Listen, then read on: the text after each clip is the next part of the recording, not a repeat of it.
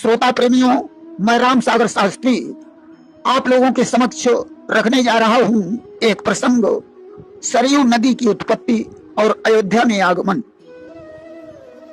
देखिए, एक समय की बात है, भगवान विष्णु का वैकुंठ लोक में सुंदर दरबार लगा हुआ था, जहां वे लक्ष्मी जी के सहित दरबार में बैठे हुए थे।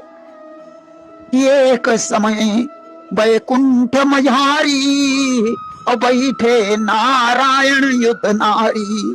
उसी समय भगवान शंकर माता पार्वती जी के सहित उनका दर्शन करने के लिए दरबार में पहुंचे कि महादेव हरिदर्शन हेता आए ता गिरि सुता समेता।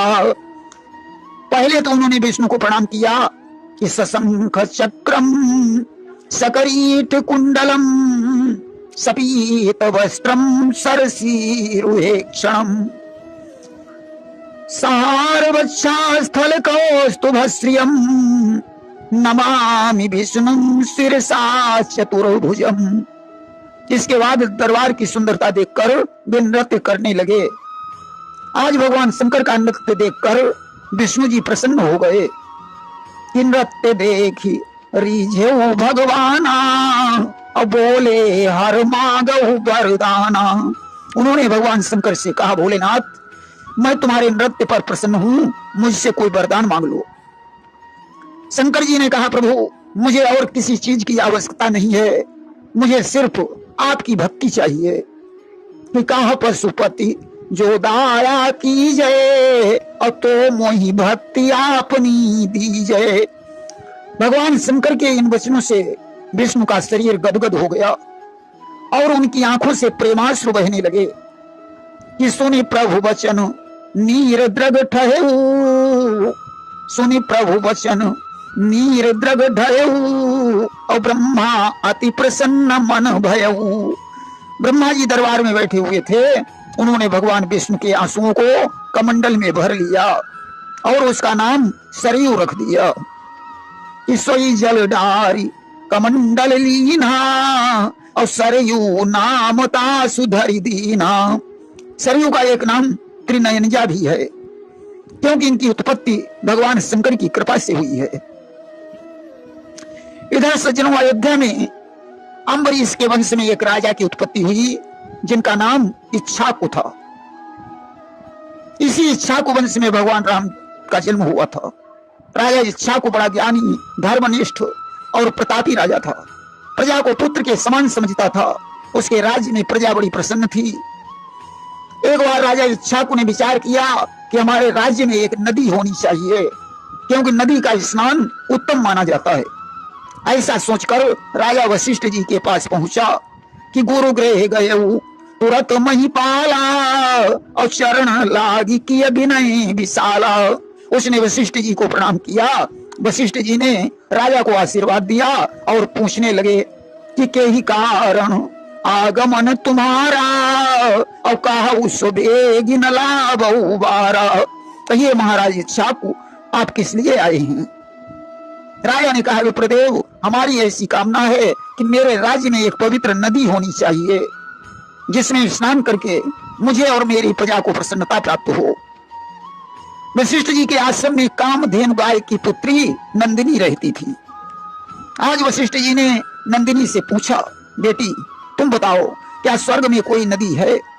नंदिनी ने कहा, हाँ महाराज, स्वर्ग में एक नदी है जिसकी उत्पत्ति भगवान शंकर की कृपा से विष्णु के आंसुओं से हुई है।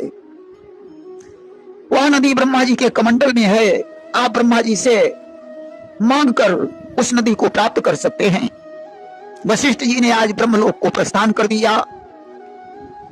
देखा ब्रह्मा जी ध्यानावस्था में बैठे हैं। वशिष्ठ जी ने उनका ध्यान भंग नहीं किया, बल्कि वहीं बैठकर इंतजार करने लगे। धीरे धीरे 9000 वर्ष बीत गए, तब ब्रह्मा जी की समाधि खुली। आज उन्होंने देखा वशिष्ठ जी सामने बैठे हुए हैं कि सुत बिलो की विधि हृदय लगाए और कहा उतात के ही कारण आए। आज अपने पुत्र को देखकर वशिष्ठ जी ने हृदय से लगा लिया और पूछने लगे, कहो पुत्र, किस लिए आए हो?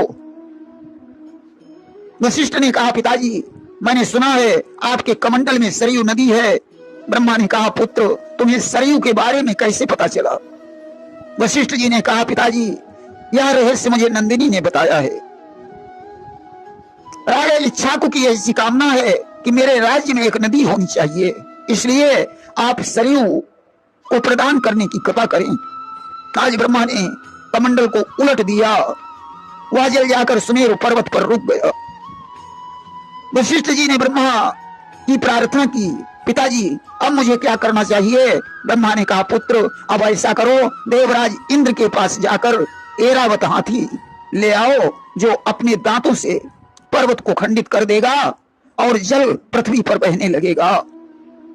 अब तो वशिष्ठ जी इंद्र के पास पहुंचे। इंद्र ने ऐरावत हाथी भेज दिया। ऐरावत ने अपने दांतों से पर्वत को खंडित कर दिया, जिससे जल पृथ्वी पर बहने लगा। अब तो आगे आगे वशिष्ठ जी और पीछे पीछे सरयू नदी है। चलते चलते मान सरोवर पड़ गया और वह जल मान सरोवर में मिल गया। अब तो वशिष्ठ जी ने भगवान विष्णु की तपस्या की। विष्णु जी प्रकट हो गए। वशिष्ठ जी ने कहा, प्रभु अब मैं मान सरोवर से सरयू को कैसे बाहर निकालूं?